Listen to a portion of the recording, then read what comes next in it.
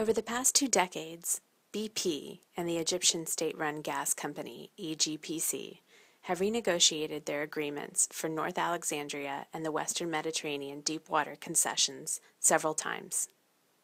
Here's an overview of the change in agreements over the years.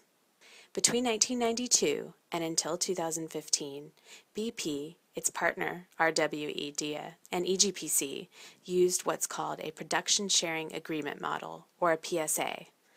Though PSAs differ from deal to deal, here's how a standard PSA works.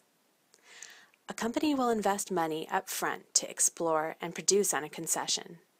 Once the concession is producing and products are sold, the company will take from the profits to cover its investment costs. The remaining profit is then split between the government and the company. In a typical PSA, the government will receive 80% of the profit and the company receives 20% of the remaining profit minus taxes and royalties. Sources told MEE that this was the case for the agreement on the North Alexandria concession made in 1992 between EGPC and the Spanish company Repsol. When BP bought 50% of Repsol's shares in 1994 and then the other 50% in 2001, BP assumed these terms. In 2008, BP and İDIA came back to EGPC saying costs to produce on the concessions had increased, and the contract on both the North Alexandria and the West Mediterranean deepwater were renegotiated with similar terms. Now EGPC received 60% of the profits and BP received 40% minus taxes and royalties.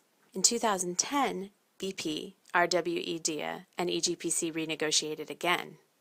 Under this agreement, the split of the profits after cost recovery was not clarified in the contracts, something analysts say is highly unusual and left some to believe that the split was 0% to EGPC and 100% to BP and İDIA.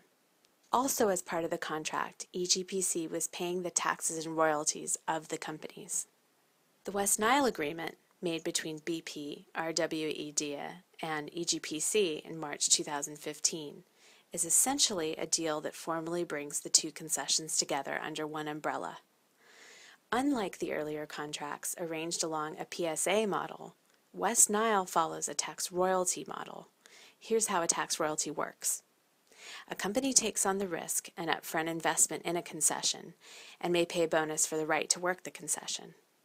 Once the concession produces, the company will recover its costs and then takes the remaining profits minus taxes and royalties.